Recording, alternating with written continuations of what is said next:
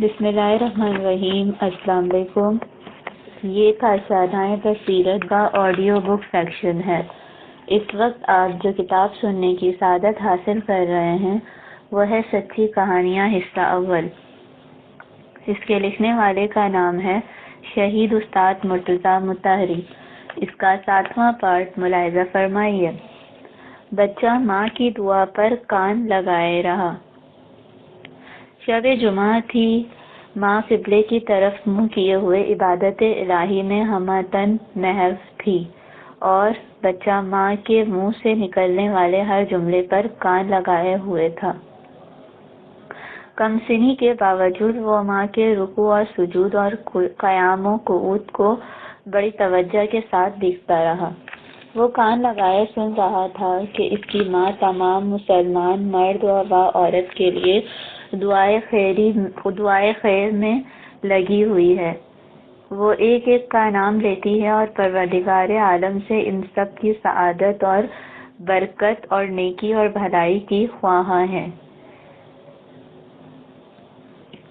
بچہ ماں کی دعا پر کان لگائے رہا کہ وہ بارگاہ قادر متعال سے اپنے لیے کیا مانگتی ہے۔ امام حسن علیہ السلام رات بھر جاگتے رہے اور اپنی والدہ گرامی صدیقہ مرضیہ علیہ السلام کو غور سے دیکھتے رہے۔ وہ اس انتظار میں تھے کہ دیکھیں والدہ گرامی بارگاہ عالیہ میں اپنے لیے کیا دعا کرتی ہیں اور پروردگار سے اپنے لیے کیا خیر اور برکت طلب کرتی ہیں۔ رات گزر گئی اور ان کی ماں ساری رات دیگر مسلمان مرد و عورتوں کے بارے میں دعا کرتی رہی۔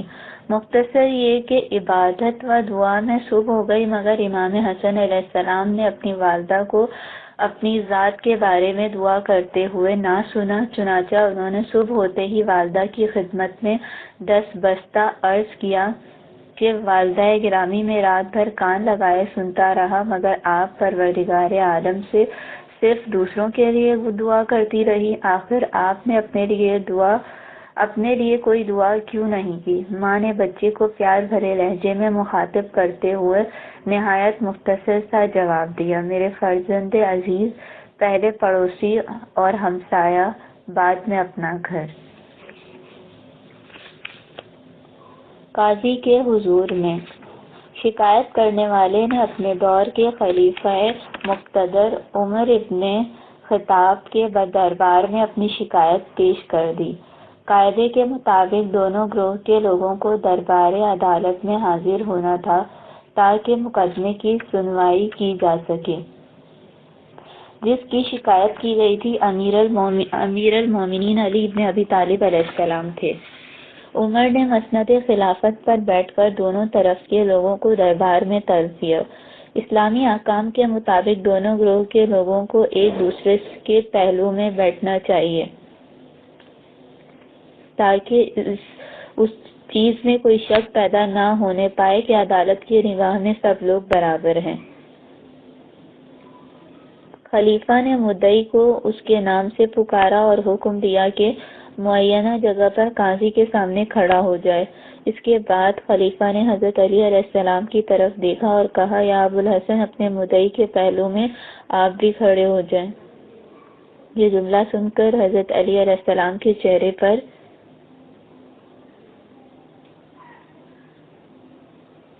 برہمی اور ناراضگی کے آثار نمودار ہو گئے۔ یہ دیکھ کر خلیفہ نے کہا، یا علی، کیا آپ کو اپنے مدعی کے پہلو میں کھڑا ہونا ناگوار معلوم ہوتا ہے؟ حضرت علی نے جواب دیتے ہوئے ارشاد فرمایا کہ میری برہمی اور ناراضگی کا باعث یہ نہیں تھا کہ میں مدعی کے پہلو میں کھڑا ہونا ناگوار سمجھتا ہوں، بلکہ میں اس وجہ سے ناراض ہوا تھا کہ تم نے اسلامی عدالت کے اصول کی مکمل پیروی نہیں کی اور مجھ کو نہایت احترام اور ادب کے ساتھ میری کنیت یا ابوالحسن کہہ کر مخاطب کیا، لیکن دوسری طرف تم نے مدعی کے نام کے ساتھ کسی قسم کے ادب اور احترام کا ثبوت نہیں دیا۔ دراصل میری برہمی اور ناراضگی کی اصل وجہ یہ تھی۔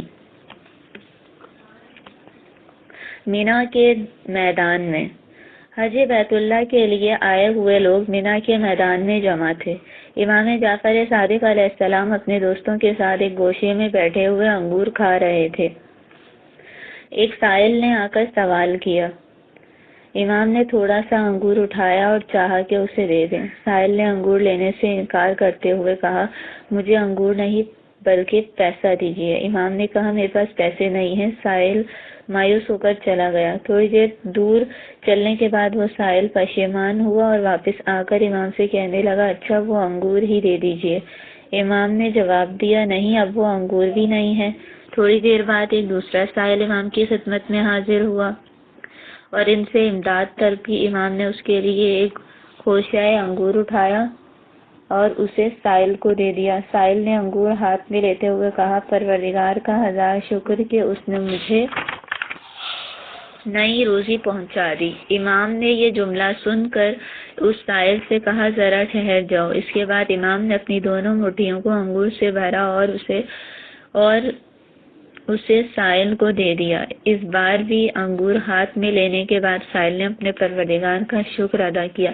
امام نے پھر اس سائل کو مخاطب کرتے ہوئے کہا، ٹھہر جاؤ، ابھی آگے نہیں بڑھنا۔ پھر امام علیہ السلام نے قریب کھڑے ہوئے اپنے صحابی کو مخاطب کرتے ہوئے پوچھا، تمہارے پاس کتنا روپیہ ہے؟ صحابی نے تلاش کیا تو تقریباً 20 درہم تھے۔ امام نے صحابی کو حکم دیا کہ یہ سارا روپیہ سائل کی خدمت میں پیش کر دو۔ سائل نے روپیہ حاصل کرنے کے بعد تیسری بار اپنے پروردگار کا شکر ادا کرتے ہوئے کہا، اے خداوند عالم، شکر و سپاس صرف تیری ہی ذات کے لیے مخصوص ہے۔ اے خدا، تو ہی نعمتوں کا ادا کرنے والا ہے اور تیرا کوئی شریک نہیں ہے۔ امام نے یہ جملہ سننے کے بعد اپنی عبا اتاری اور اسے سائل کی خدمت میں پیش کر دیا۔ اس موقع پر سائل نے اپنا لہجہ بدلتے ہوئے خود امام جعفر صادق علیہ السلام کی شان میں چند شکر آمیز کلمے ادا کیے۔ اس کے بعد امام نے سائل کو کچھ نہ دیا اور وہ چلا گیا۔ اس جگہ بیٹھے ہوئے اصحاب اور یاران امام نے کہا، ہم لوگوں نے تو یہ سمجھا تھا کہ اگر سائل اسی طرح پروردگار عالم کا شکر ادا کرتا چلا گیا تو امام بھی سائل کو دی جانے والی امداد میں ہر بار اضافہ کرتے چلے جائیں گے، لیکن جیسے ہی سائل کے لہجے میں تبدیلی آئی اور اس نے امام کا شکر ادا کیا تو امام نے اپنا ہاتھ روک لیا۔ وزن برداری کا مقابلہ۔ کچھ مسلمان نوجوان زور آزمائی اور وزن برداری کے مقابلے میں سرگرم تھے۔ ایک وزنی پتھر اس جگہ پڑا ہوا تھا اور سبھی نوجوان اس بھاری پتھر کو اٹھانے میں اپنی قوت اور مردانگی کا مظاہرہ کر رہے تھے۔ ہر شخص اپنی قوت کے اعتبار سے اس پتھر کو اٹھانے کی کوشش کر رہا تھا۔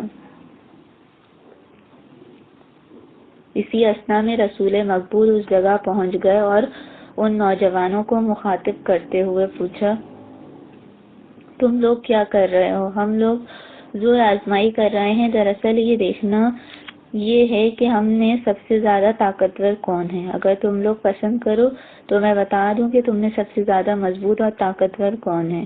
جی ہاں، ہم لوگ بڑی خوشی کے ساتھ آمادہ ہیں۔ اس سے بہتر اور کیا ہوگا کہ آپ جیسا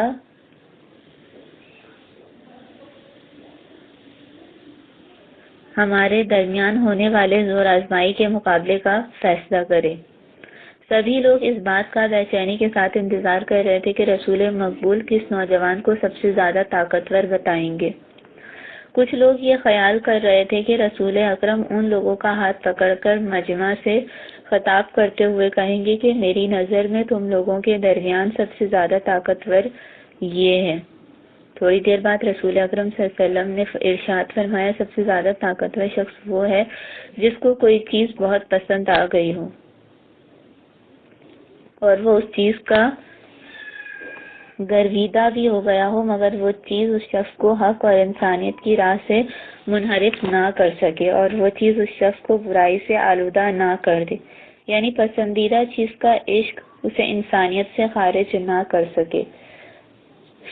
اور اگر وہ شخص کسی چیز سے ناراض ہو گیا ہو اور غصے کی وجہ سے وہ آگ ببولا ہو رہا ہو تو پھر بھی اپنے آپ پر وہ پوری طرح قابو رکھتے ہوئے غصے کی حالت میں بھی سچائی کے ساتھ اور کچھ نہ کہے اور جھوٹ و گالی گلوچ سے اپنی زبان آلودہ نہ کرے، اور ایسا شخص اگر صاحب عصر ہو گیا تو بڑی سے بڑی رکاوٹ اور دھمکی اس پر اثر انداز نہیں ہو سکتی، اور وہ کسی بھی حال میں حق اور انصاف سے تجاوز نہ کرے گا۔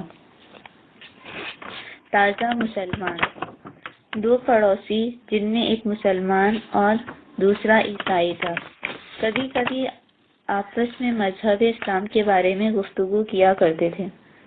مسلمان ایک عابد اور دیندار آدمی تھا۔ گفتگو کے درمیان وہ مذہب اسلام کی اتنی تعریف اور تمجید کرتا تھا کہ اس کا عیسائی پڑوسی اسلام کی طرف مائل ہو گیا، اور کچھ دنوں بعد اس عیسائی نے اسلام قبول کر لیا۔ رات ڈھل چکی تھی اور سحر کا وقت تھا کہ اس تازہ مسلمان عیسائی کو ایسا محسوس ہوا کہ کوئی اس کے گھر کا دروازہ کھٹکھٹا رہا ہے۔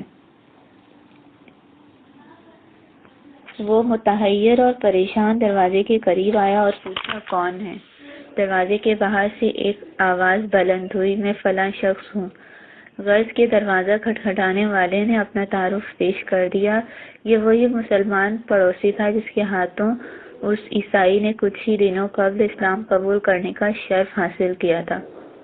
اس تازہ مسلمان عیسائی نے پڑوسی سے دریافت کیا، رات کے وقت تمہیں ایسی کیا ضرورت پیش آ گئی ہے؟ جلدی وضو کر لو اور کپڑا پہن کر باہر آ جاؤ، نماز صبح کے لیے مسجد چلنا ہے۔ اس تازہ مسلمان نے اپنی زندگی میں پہلی بار وضو کیا اور اپنے مسلمان دوست کے ساتھ مسجد کی طرف روانہ ہو گیا۔ ابھی صبح نمودار ہونے میں کافی وقت تھا، نافلہ شب کا موقع تھا۔ ان دونوں ساتھیوں نے کچھ دیر تک نافلہ نمازیں ادا کی، اتنے میں سپیدہ سحری نمودار ہوا اور نماز صبح کا وقت آ گیا۔ ان لوگوں نے نماز صبح ادا کی اور دعا و تاکیب نماز میں مشغول ہو گئے۔ اتنی دیر میں بالکل سویرا ہو گیا، چنانچہ وہ نو مسلم عیسائی مسجد سے اٹھ کر گھر کی طرف چل پڑا۔ اس کے مسلمان دوست نے اس سے پوچھا، کہاں جا رہے ہو؟ میں واپس گھر جا رہا ہوں، صبح کی نماز تو ادا کر لی، اب یہاں کیا کام ہے؟ تھوڑی دیر اور صبر کرو، تاکہ بعد نماز بھی پڑھ لو، اتنی دیر میں سورج نکل آئے گا۔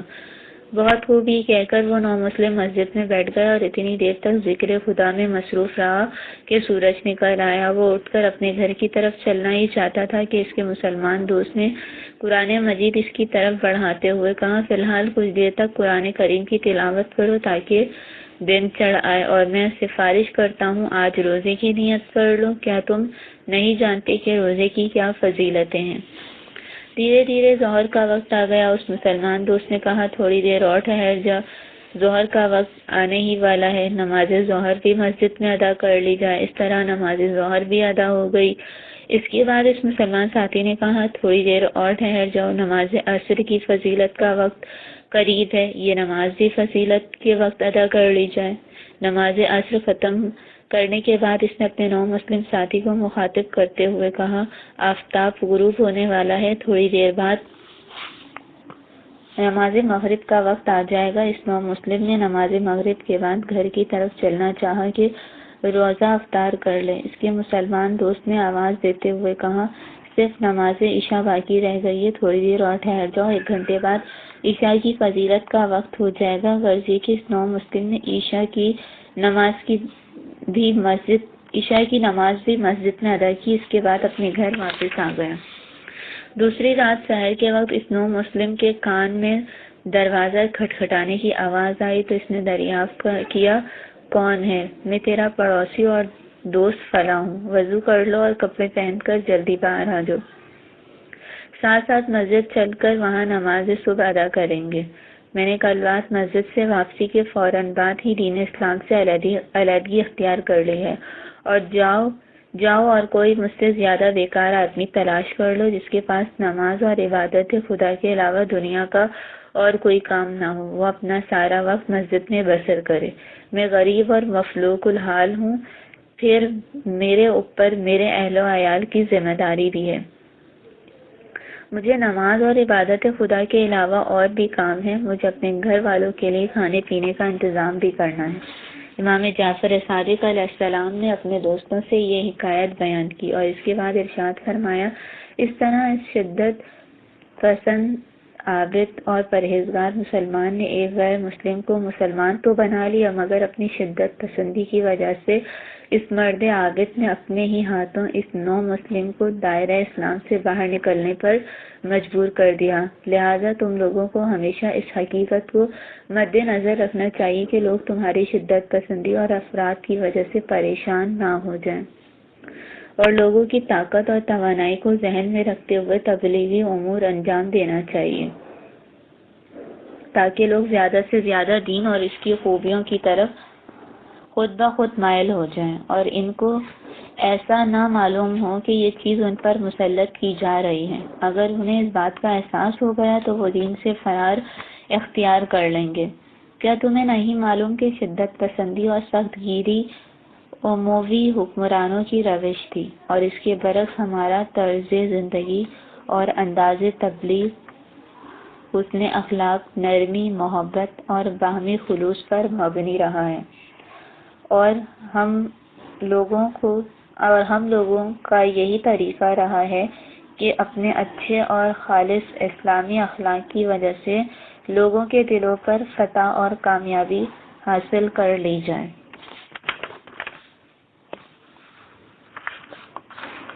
خلیفہ کا دسترخوان۔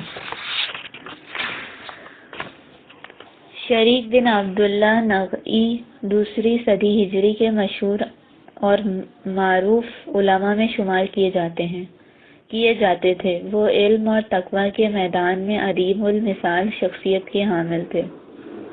عباسی خلیفہ مہدی بن منصور کی دلی خواہش تھی کہ قاضی کا منصب ان کے سپرد کر دے، لیکن شریک بن عبداللہ اپنے آپ کو ظلم اور ناانصافی کی بنیاد پر قائم حکومت سے دور رکھنے کے لیے اس عہدے کو قطعی قبول نہیں کرنا چاہتا تھا۔ خلیفہ کی بھی یہ خواہش تھی کہ شریک کو اپنے لڑکوں کا خصوصی معلم مقرر کر دے تاکہ اس کے لڑکے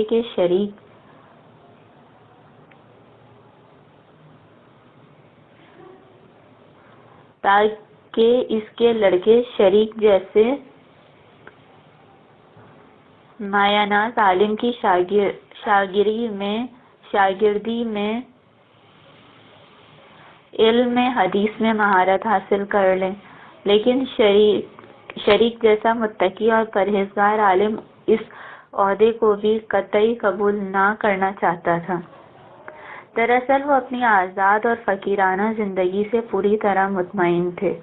ایک دن خلیفہ نے انہیں دربار خلافت میں طلب کیا اور کہا، میں تمہارے سامنے 3 اہم چیزیں پیش کرتا ہوں، تمہیں چاہیے کہ ان تینوں چیزوں میں سے کوئی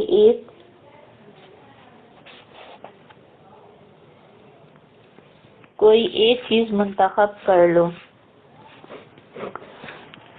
یا قاضی کا منصب قبول کر لو یا میرے بچوں کی تعلیم اور تربیت کی ذمہ داری سنبھال لو، اور یا تو آج تم میرے ساتھ دوپہر کا کھانا میرے دسترخوان پر نوش کرو۔ شریک نے کچھ دیر تک غور و فکر کیا اور بولے، اس اجبار اور اضطرار کے ماحول میں ان 3 چیزوں میں سے میرے لیے تیسری چیز زیادہ آسان ہے۔ چنانچہ خلیفہ نے اپنے مخصوص باورچی کو حکم دیا کہ آج شریک جیسے مایہ ناز عالم کے لیے عمدہ اور لذیذ ترین غذا تیار کرو۔ خلیفہ کا حکم ملتے ہی شاہی خدمت گزاروں نے انواع و اقسام کی غذاؤں سے دسترخوان سجایا۔ شریک نے اس سے قبل ایسی غذا دیکھی بھی نہیں تھی، چنانچہ رنگا رنگ غذاؤں کو دیکھ کر ان کی بھوک جاگ اٹھی اور انہوں نے خوب سیر کھانا کھایا۔ ان کے کھانے کا انداز دیکھ کر خان سامہ نے خلیفہ کے کان میں آہستہ سے کہا، خدا کی قسم ہے یہ شخص ہمارے چنگل سے چھٹکارا نہ پا سکے گا۔ ابھی زیادہ وقت بھی نہ گزرا تھا کہ شریک نے خلیفہ کے لڑکوں کی تعلیم اور تربیت کی ذمہ داری بھی سنبھال لی اور قاضی کا عہدہ بھی قبول کر لیا، اور بیت المال سے ان کی تنخواہ بھی مقرر کر دی گئی۔ ایک دن تنخواہ کے لین دین میں خزانچی اور شریک کے درمیان کچھ جھڑپ ہو گئی تو خزانچی نے ان سے کہا، تم نے ہمارے ہاتھ گیہوں نہیں فروخت کیا ہے، جو حساب کتاب میں اس قدر نخرہ دکھا رہے ہو۔ شریک نے جواب دیا، شاید تجھے نہیں معلوم کہ میں نے گیہوں سے بہتر اور قیمتی چیز فروخت کی ہے، میں نے تو حکومت کے ہاتھوں اپنا دین فروخت کر دیا ہے۔ پڑوسی کی شکایت۔ ایک شخص رسول مقبول صلی اللہ علیہ وآلہ وسلم کی خدمت میں حاضر ہوا اور اپنے پڑوسی کی شکایت کرتے ہوئے کہنے لگا کہ میرا پڑوسی مجھے اتنا پریشان کرتا ہے کہ میرا جینا دو بھر ہو گیا ہے۔ رسول اکرم صلی اللہ علیہ وآلہ وسلم نے ارشاد فرمایا، صبر کر اور اپنے پڑوسی کے خلاف شور و غل مت اٹھا، بلکہ اپنی روش میں کچھ تبدیلی پیدا کر لے۔ کچھ دنوں بعد وہ شخص رسول اکرم صلی اللہ علیہ وآلہ وسلم کے پاس دوبارہ حاضر ہوا اور اپنے پڑوسی کی شکایت کی۔ اس بار بھی رسول مقبول صلی اللہ علیہ وآلہ وسلم نے ارشاد فرمایا، صبر کر، اور کچھ دنوں بعد وہ شخص تیسری بار خدمت رسول میں حاضر ہوا اور کہنے لگا، یا رسول اللہ، میرا یہ پڑوسی اپنی بری حرکتوں سے باز نہیں آتا اور پہلے کی طرح مجھے اور میرے گھر والوں کو بری طرح سے پریشان کیے ہوئے ہیں۔ اس بار رسول اکرم صلی اللہ علیہ وآلہ وسلم نے اس سے کہا، جمعے کا دن آ گیا ہے، تو جا اور اپنے گھر کا سارا سامان باہر نکال کر سرے راہ ایسی جگہ رکھ دے جہاں لوگ آتے جاتے اسے دیکھ سکیں۔ تیرے سامان کو راستے میں پڑا ہوا دیکھ کر لوگ تجھ سے دریافت کریں گے کہ آخر تو نے اپنا سارا سامان گھر سے باہر نکال کر کیوں رکھ دیا ہے۔ جب لوگ اس طرح کا سوال کریں تو ان سے کہنا کہ میں اپنے پڑوسی کی بد اخلاقی کی وجہ سے بے حد پریشان ہوں۔ اس طرح تو اپنی شکایت عوام کے کانوں تک پہنچا دے۔ شکایت کرنے والے نے رسول مقبول کی ہدایت پر عمل کرتے ہوئے بالکل ویسا ہی کام انجام دیا۔ موذی ہمسایہ یہ خیال کرتا تھا کہ پیغمبر اسلام ہمیشہ لوگوں کو صبر اور بردباری کا حکم دیتے ہیں۔ اسے یہ نہیں معلوم تھا کہ جب دفع ظلم اور حقوق کے دفاع کا سوال پیدا ہوتا ہے تو اسلام کی نظر میں متجاوز کا کوئی احترام باقی نہیں رہ جاتا۔ لہٰذا جیسے ہی اس بات کی اطلاع ملی کہ اس کے پڑوسی نے اس کی زیادتیوں سے تنگ آ کر معاملے کو عوام کی عدالت میں پیش کر دیا تو وہ بری طرح گھبرا گیا اور اس آدمی سے التماس کرنے لگا کہ اپنا سامان راستے سے اٹھا کر گھر واپس لے چل۔ صرف یہی نہیں بلکہ اس نے اس بات کا عہد کیا کہ آئندہ اپنے پڑوسی کو پریشان نہ کرے گا اور اس قسم کی شکایت کا موقع پھر نہیں آنے دے گا۔ درخت خرما۔ ایک انصاری کے باغ میں سمرد بن جندب نے خرمے کا ایک درخت لگا رکھا تھا۔ اس انصاری کا رہائشی مکان اسی باغ میں تھا جس میں اس کے بیوی بچے رہا کرتے تھے۔ سمرہ کبھی کبھی پیڑ کی دیکھ بھال کے لیے یا خرما چینی کی غرض سے اس باغ میں آیا کرتا تھا، اور اسلامی قانون کے مطابق سمرہ کو اس انصاری کے گھر میں آمد و رفت کا حق حاصل تھا تاکہ وہ اپنے پیڑ کی نگہبانی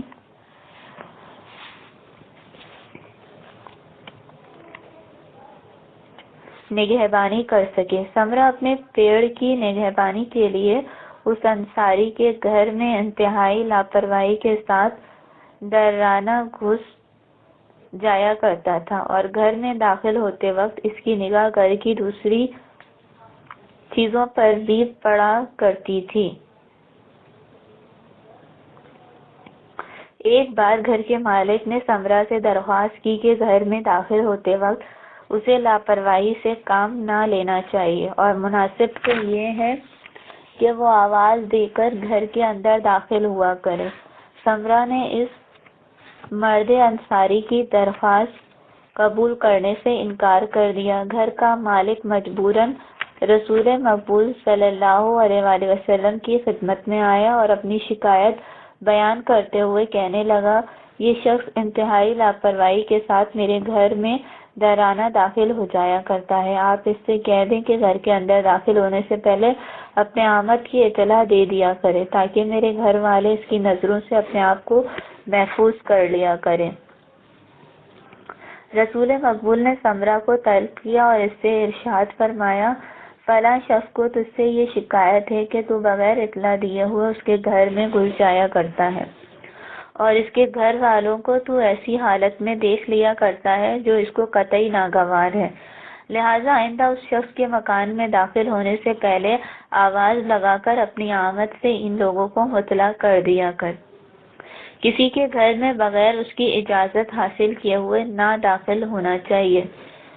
سمرہ حضرت رسول خدا کی اس بات سے راضی نہ ہوا۔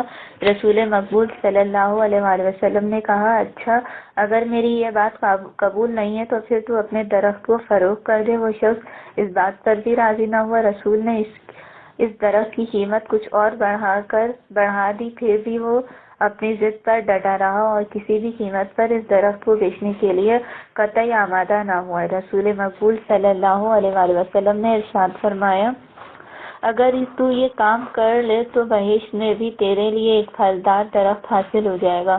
ان تمام باتوں کو سننے کے بعد بھی وہ شخص درخت فروخت کرنے کے لیے آمادہ نہ ہوا اور اپنی ضد پر ڈٹا رہا کہ نہ میں اس درخت کو فروخت کروں گا اور نہ ہی میں اس باغ میں داخل ہوتے وقت باغ کے مالک سے پہلے اجازت حاصل کروں گا۔ ان حالات کو مد نظر رکھتے ہوئے رسول مقبول نے ارشاد فرمایا، تو ایک نقصان پسند اور سخت گیر آدمی ہے اور اسلام میں کسی کو پریشان کرنے یا نقصان پہنچانے کا قطعی حق نہیں ہے۔ اس کے بعد رسول اکرم صلی اللہ علیہ وآلہ وسلم نے اس انصاری کی طرف دیکھتے ہوئے کہا، جاؤ اور خرمے کے درخت کو باہر نکال کر پھینک دو۔ چنانچہ یہ لوگ وہاں پہنچے اور لازم ہدایات کے مطابق سارا کام انجام دیا۔ اس کے بعد رسول مقبول نے سمرہ سے کہا، جاؤ کھیت موجود ہے، تمہارا جہاں دل چاہے وہاں اس درخت کا استعمال کرو۔ ام سلمہ کے گھر میں۔ اس رات رسول اکرم صلی اللہ علیہ وآلہ وسلم ام سلمہ کے گھر میں تھے۔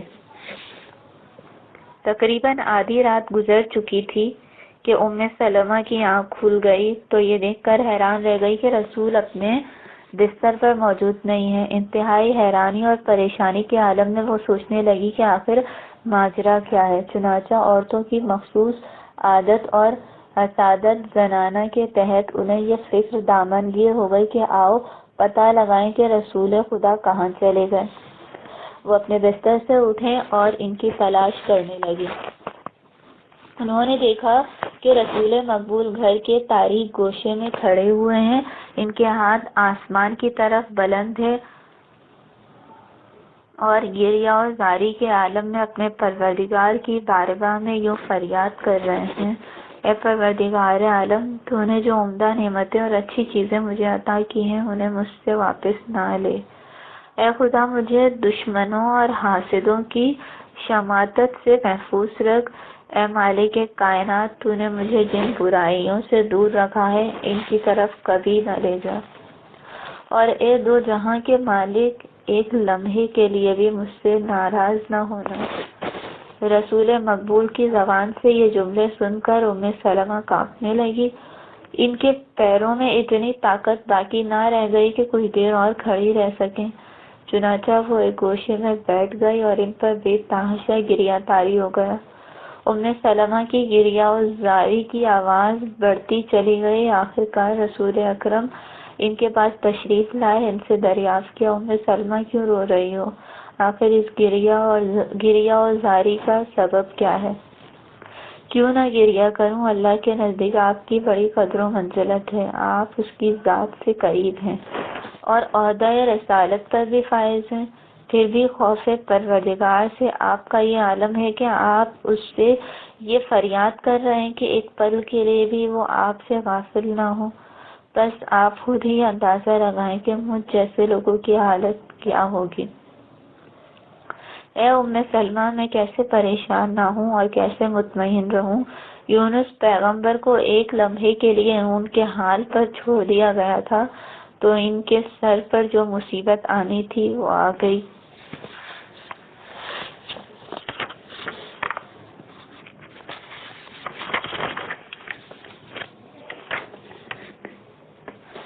کالا بازار۔ کثرت عیال کی وجہ سے امام جعفر صادق علیہ السلام کی ضروریات زندگی میں غیر معمولی اضافہ ہو چکا تھا، چنانچہ خانگی اخراجات کو پورا کرنے کے لیے انہیں تجارت اور دیگر ذریعہ معاش کی فکر دامنگیر ہوئی۔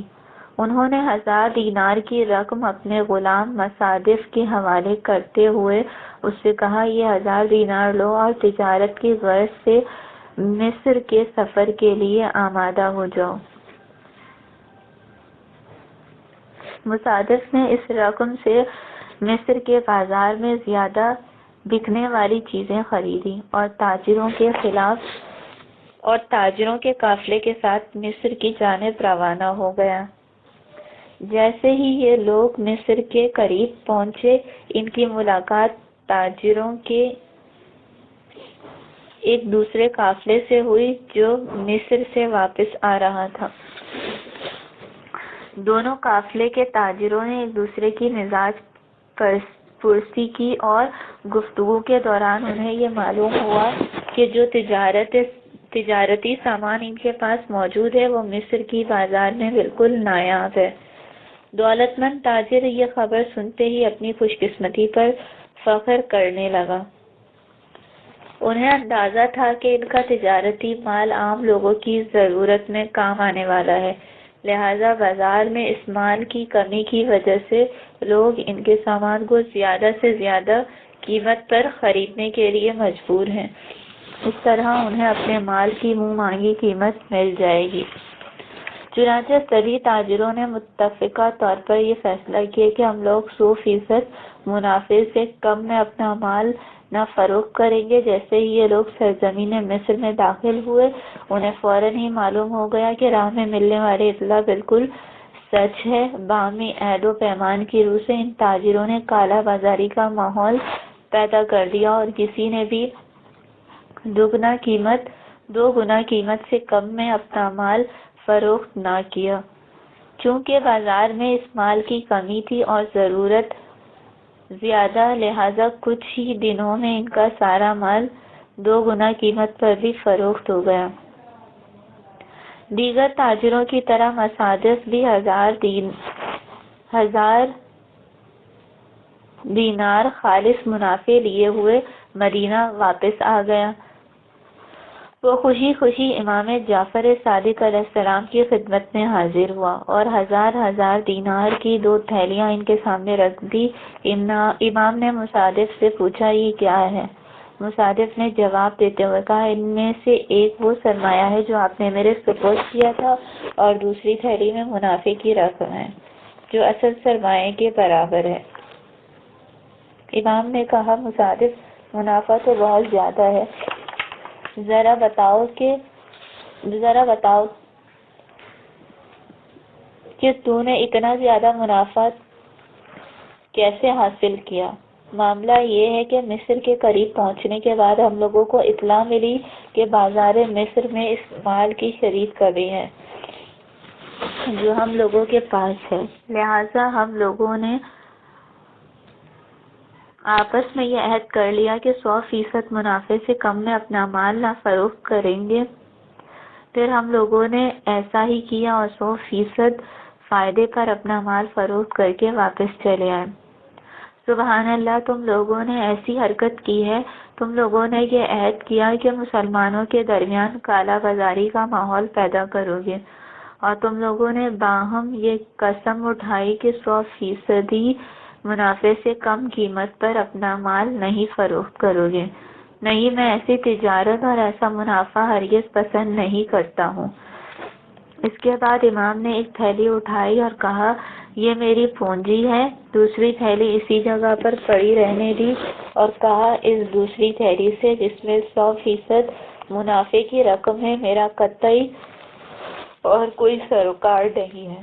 پھر امام جعفر صادق علیہ السلام نے مصادف کو خطاب کرتے ہوئے ارشاد فرمایا، اے مصادف، حلال روزی کے مقابلے میں تلوار چلانا آسان ہے،